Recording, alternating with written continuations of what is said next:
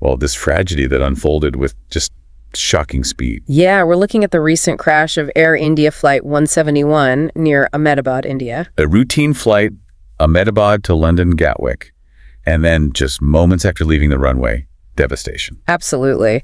And our mission here in this deep dive is really to unpack what the sources, mostly BBC News reports, correspondents on the scene at the hospital talking to families, plus some analysis from BBC, verify what they actually tell us. Right. What happened in those few seconds? The scale of it, air and ground, the human stories, which are just heartbreaking. And those first crucial questions about why it happened. It's definitely a difficult story, but the sources, they do paint a vivid picture.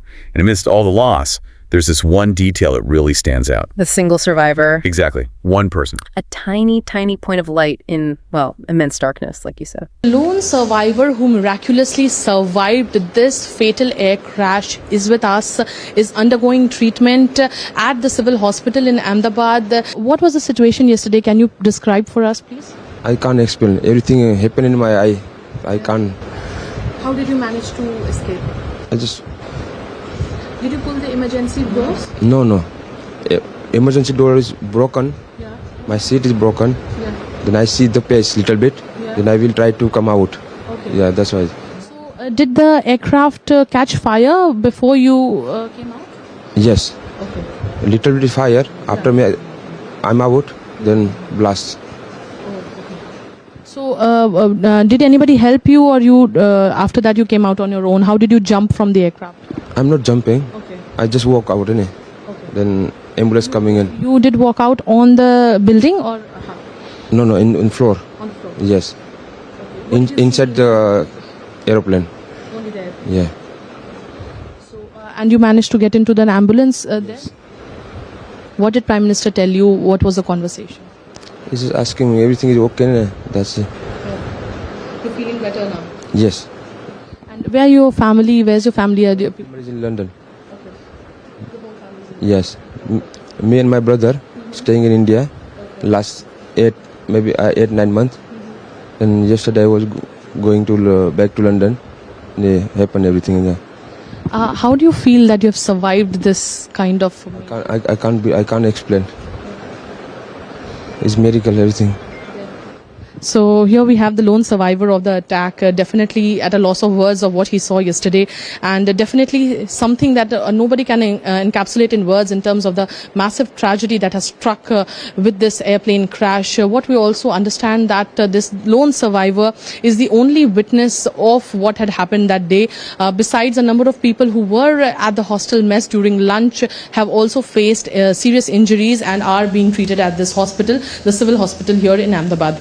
With camera person Vinod Oja, this is Meghna Dev, 4DT India from Ahmedabad, Gujarat. So let's set the scene. Air India Flight 171. It's a Boeing Dreamliner 787 taking off from Ahmedabad. And the suddenness, I think that's the most chilling part, isn't it? The reports say the plane was only maybe 600 feet in the air when it crashed. 600 feet. That's incredibly low. Barely clearing the airport perimeter, and it went down less than a minute after takeoff, about 1:04 p.m. local time. Less than a minute. Wow. And the crash site itself sounds horrific, not out in some empty field. No. It crashed just outside the airport complex, over 1.5 kilometers from the runway end, and it hit buildings at the BJ Medical College, specifically a hostel for trainee doctors. Oh, terrible. Yeah.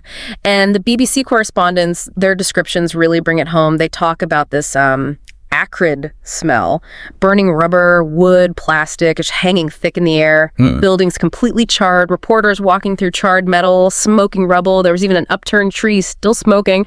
It paints a picture of just absolute destruction, intense heat. And you get a sense of the chaos, but also the immediate bravery from the local accounts. This man, Raviva. Yeah, he heard an explosion, saw the smoke, and just ran towards it, started helping pull bodies out, said the heat was intense, it was so difficult. Incredible. And another local, Dooley Bill, he saw flames, also ran to help. He described this really disturbing experience, reaching out to pull someone and just a hand coming away in his hand. Oh my God. Those kinds of details from the source, they just underscore the horror for those first people in the scene. And the reporters described the devastation in that residential area as just massive. It wasn't just the plane, it was the community it hit. And the human toll is, well, it's immense, tragically so. Yeah. Air India confirmed Everyone but one person on board died. 241 people. Almost a complete loss on the flight. And the sources list the nationalities, 53 British nationals. Over 160 Indians, plus Canadians, Portuguese nationals mentioned. And then there are the ground casualties. The number's still unknown, but the sources say at least 50 medical students were injured, treated in hospital. Yes, injured. Because the crash site was their home, their place of study. It's just awful. Which brings us to the grim task happening now.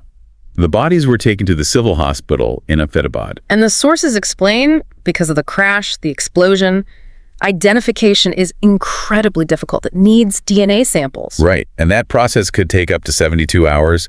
Families are gathering, providing samples, just waiting for news they must know will be terrible. And the sources, they name some of the British victims. It makes the numbers real people, you know?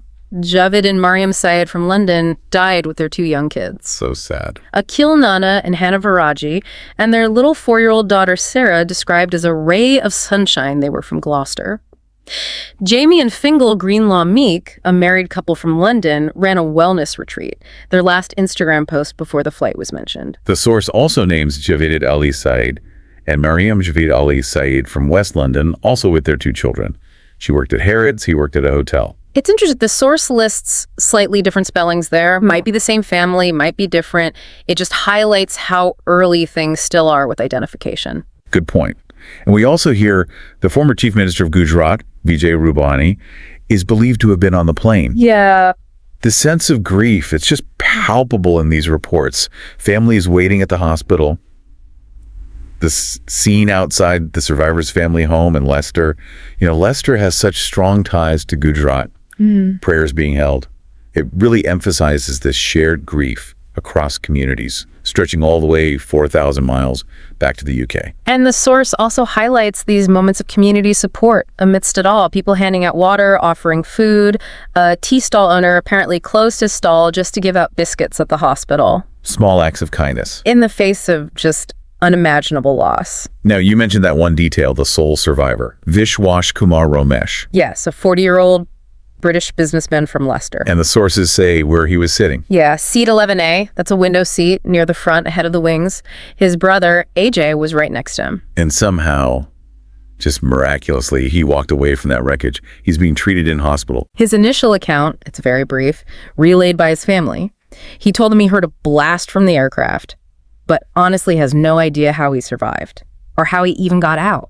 Just highlights the sheer chaos of it all. Completely. But the detail that really struck me, when he called his family, his first thought wasn't about himself. No, he was just asking about his brother. Just find AJ, over and over. That says so much. It really does. And his family's reaction, it captures that incredibly complex reality, doesn't it? Overwhelming relief he's alive, but this intense worry for AJ, especially after Air India confirmed no other survivors. They must be in shock, grief, fear. Exactly. Grateful for community support, but just fearing the worst for AJ. Okay, let's shift gears. The critical question. What caused this? The sources are very clear. The cause is still unknown. Right. Still very early days. But BBC Verify did analyze some available footage, and it gives some initial, limited clues for investigators. What do they see? Well, the plane appeared to be pitching up quite steeply, trying to gain altitude. But, and this seems key, its landing gear was still down. The landing gear was down. Why is that significant so soon after takeoff? Well, landing gear creates a lot of drag. It's normally retracted really quickly, like within 10 or 15 seconds, precisely to reduce that drag so the plane can accelerate and climb efficiently. Okay, so keeping it down means you're fighting against that resistance when you desperately need to climb. Exactly. So pitching up hard, gear still down. What does that suggest to the experts the BBC spoke with? They noted that this kind of scenario, struggling to climb like that, it's usually linked to one of two things. Either not enough thrust from the engines, for whatever reason, or the wing flaps weren't extended properly. The flaps give you extra lift at lower speeds, essential for takeoff. But the experts were cautious about jumping to conclusions. Right, absolutely. They stress the video quality makes it hard to be sure about the flaps, and the real answers, they lie in the black boxes. The flight data recorder and the cockpit voice recorder. They'll have the detailed picture. Precisely. Investigators will look at everything. Flap and slap positions, engine performance, what the pilots were doing and saying. That will tell them if it was a mechanical issue, an aircraft system failure, or maybe something related to pilot actions. But it's crucial, as the sources say, these investigations take time. A long time, often. Weeks, months, maybe longer. Looking at the broader picture then, the sources mentioned Air India was recently privatized, just 3 years ago, bought by the Tata Group. That's right. And they've apparently been working hard to kind of revamp the image, make it modern, reliable. So this crash, it must be a huge blow. The sources describe it as a major trial, and a deadly crushing blow for the leadership and those efforts. What about Air India's response so far? Well, the reports say they're working closely with authorities. They've sent a special team of caregivers to Ahmedabad to support the families, and they've announced compensation about £86,000 per victim's family. The sources also put this into historical context. The last really deadly crash of the scale in India involving Air India was apparently 5 years ago in Kozhikode. And the plane itself, the Boeing 787 Dreamliner, you said it had a good record. Exceptionally good, until now. Boeing just celebrated its billionth passenger on a 787 last month. This is actually the first fatal accident involving a 787 passenger jet.